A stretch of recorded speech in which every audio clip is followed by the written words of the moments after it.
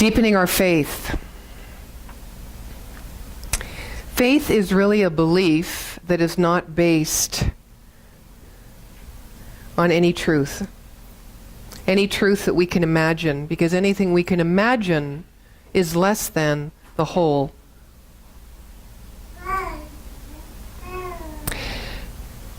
A good friend of mine shares on her email, every existence in the physical participates in a belief system that becomes relevant or irrelevant to the soul as it progresses.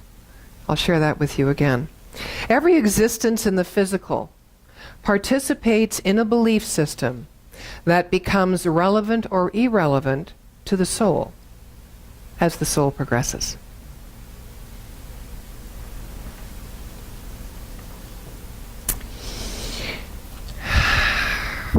The deepening of faith.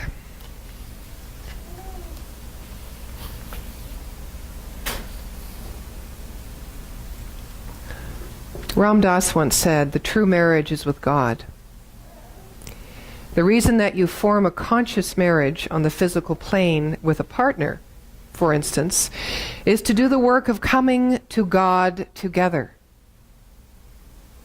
That the only reason for marrying when you are conscious is that.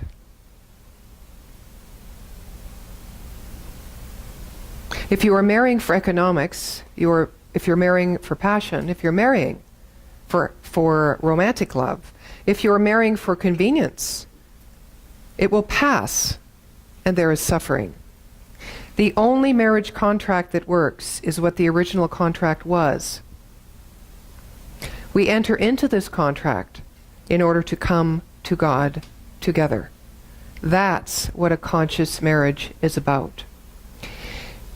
And for me, faith is the bridge.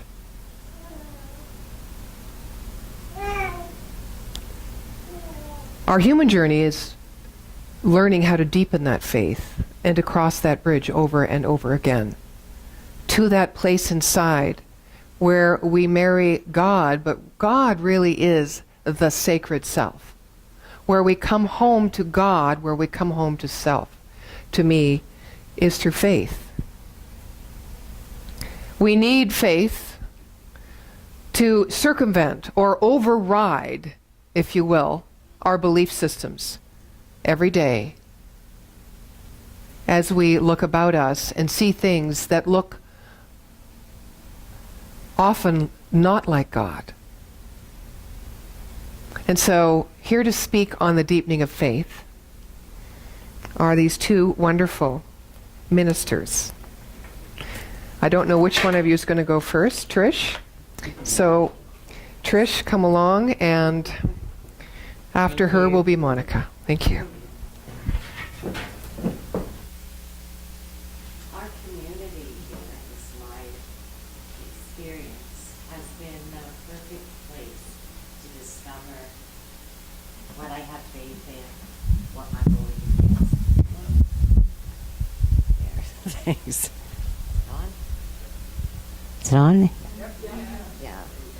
And I appreciate that very much, because faith comes to us in many ways, and there's many types of faith. Faith in self, faith in God. And sometimes life gives us the kick in the butt that promotes asking questions about our faith. Ernest Holmes says, our thoughts are creative according to our beliefs and the conviction and emotion behind them. And ignorance of this does not excuse us from its effects. So, obviously we create our circumstances according to our beliefs. And I'm going to ask this question, why do bad things happen to good people? Because that was the question that helped me delve into my faith. And my personal opinion from that is sometimes we don't quite really understand what we have faith in, what our underlying belief is. And I got that opportunity a few years ago. I was working very hard at my business, trying to build a financial empire, financial stability for my mom and myself. And I was at the same time working very hard, trying to understand our beliefs, trying to understand and make it work in my life, all the principles of science of life. And then my financial world came crashing down. And I lost almost everything that I had been working for. So I was pretty stunned, like, how could this happen to me? And I knew it had to do with my beliefs and something I had to examine there. And worst of all, I was in the middle of practitioner studies when this happened. I wasn't some new person just a few weeks into the teaching trying to grasp what was going on here.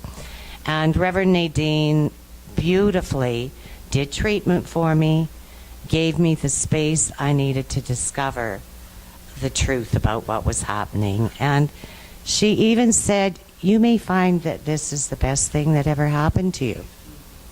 Which I didn't really want to hear at the time. I wanted sympathy.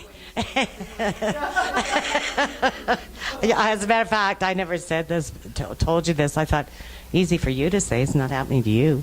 Anyway, but in my heart of hearts, I knew I had to examine my beliefs. And it also brought me to the place where I needed to look at, did I even believe? Was this even true, this stuff I was learning? I thought I was doing everything right, and if that's so, how could that possibly happen to me? So I really had to go inside, and I looked to the Bible even, and I found that this is not a new question. I'd heard God is source and God is love, but anyway, I did look in the Bible and found where Jesus was trying to explain this to people. In Matthew 7, 10, 11, he says, do not worry about where you get your food or where your clothes come from. God knows you have need of these things. And any of you who are fathers, sorry, that's how they said it, would you give your son a snake if he asked for a fish? Would you give him a stone if he asked for bread? So if you who are imperfect know how to give your children good gifts, how much more will your Father in heaven give good gifts to those of you who ask him? So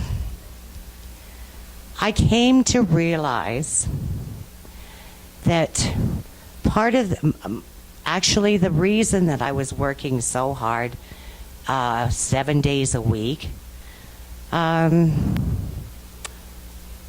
was my plan B, in case God really wasn't on time, in case God really was not enough.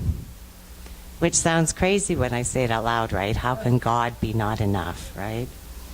But that whole experience of delving into those questions and around this so-called disaster led me to a deeper faith and conviction, which I would not have had the opportunity to have if it wasn't for this so-called bad thing.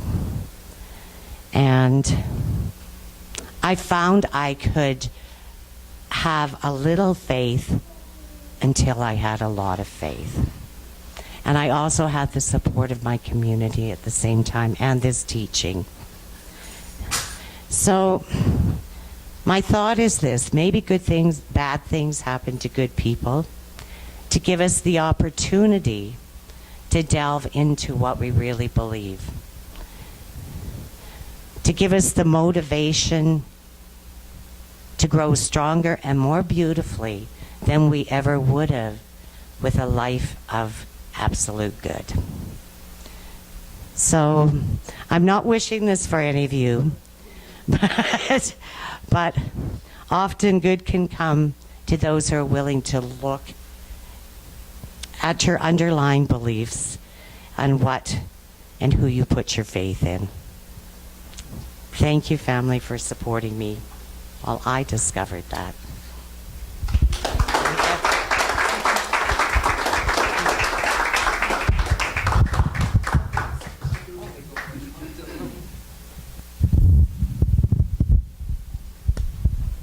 Hello. So here's me. And picture me as a closed oyster. And I hope that I accomplish in the next 5 to 7 minutes that you can see the oyster opening and the gift inside to be imparted to you. So I have gone last week to a week of what's called intensives. I had no idea what that meant, other than everybody got really excited about it. And I also heard some things. I got an agenda, and I knew I had to show up from 9 o'clock in the morning till 9 o'clock at night, be present, and somewhere in between there, I had to give a 5-minute talk. And then at one point, I would sit in front of 3 ministers or 4 ministers, I didn't know exactly what, and for an interview. Okay, so I prepared my talks. I had 5 titles, and I prepared that talk diligently. I studied it, I wrote it out completely, I read it, I presented it to myself over and over again. I even recorded, and I listened to it 3 times each, because that's what you're supposed to do, 3 times each, and then it sinks in. Okay. And then you don't have to take your notes. So, yeah, I said, perfect, that's what I do. The day comes, and the closer I get to my time, the more my notes became important. So, my time came, I took my binder with the notes in it, all 5 talks of them, and walked to the basket where I pulled my talk title from. And forward I marched in front of people, I placed my notes, and I opened my binder, I looked up, and I went blank. Blah, blah, blah, blah, blah, blah, blah, blah, blah, blah, blah, blah, blah, blah, blah.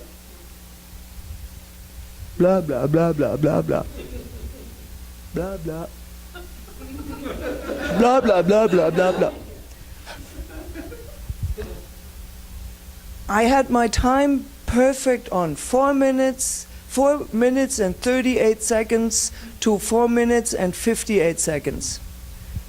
Blah, blah, blah, blah, blah, blah, blah. Time! I wasn't finished. Oh my God, I wasn't finished. I didn't make my point. Where are my notes now? I don't have any. I learned my lesson. So I walked away from the podium and I sat down, and it sat there, and I waited for a moment, and I leaned over to my colleague next to me. I sucked. No, you didn't. Where was my faith? Nowhere to be seen. Not in front of the talk, nor during the talk, not even after the talk. So here I am, standing now naked, feels sometimes, in front of you. And here I say that Dr. Ernest Holmes says there is a power in the universe, and it is for good. So how do we make this power work through us? How do we allow it in to really work from it and to allow it to show up through us? How? This is faith. By just opening ourselves up to it and to surrender to the moment and trust what comes. That each and every one of us is supported by this universal power that is everywhere equally present. It is not only in me, it is in you, in you, in you, in you, in you. And by what? And you, and you, and you, and you. Don't you? Don't want to forget anybody now when I started, right? So by how much do we open to it, and how much do we allow it to show up through us? That's how much our faith grows. Faith is already there. Faith is a mental attitude, a mental something, I forget it. Atmosphere is something that is. You don't have to go to Walmart and buy more of it. That's not how it works. It isn't an outer thing. It is an inner thing. And you draw it to you by allowing it to be present. So, a very important tool is our spiritual practice. When we are sitting in silence, when we close our eyes to the outer happenings, when we only allow what's in us to speak to us, then we are fed. And we take this out into the world and give of it. We open that oyster shell and we let that schwabbly something, that vulnerable something, be seen to the world. And then in there you see the pearl. So come to the edge. Come to the edge. And he said, yes. Don't be afraid. And he said, yes.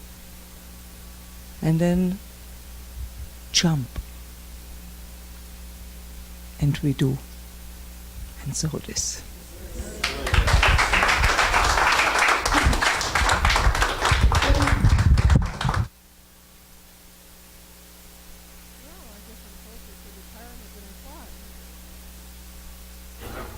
Lovely. Somebody's glasses. Trish. Nice. So you both got the same talk titles, did you? Why do bad things happen to good people? That wasn't my talk title. Oh, I see. Mine was, what's the most important Oh, right. That was yours. Well, Science of Mind teaches us there are no bad things. There are only things that seem restrictive and constrictive based on the fact that we perceive them as such, and that's all that is. That everything unlike God or good or harmony or anything that is within us of the nature that is the nature of life itself has to be moved through you in order to be recognized, has to be expressed in order to be experienced. And when we have things in our subconscious mind that are constricting it or not allowing it, that it, which is the false belief, to come up and be purged in order to be able to know the light, that's what we perceive as bad things. And just so you know, I was having my own financial issues during that time. We never know what other people are going through, right? We never know. When I think of faith, I think of love. It is a deepening love. When we deepen our faith, we deepen our love. Somebody once said, "Why do you love me?" And the response to the person who was asked that question said, I have no reason for loving you. And the person turned to that person she asked the question of, and she said, but you can't love me without having a reason to love me.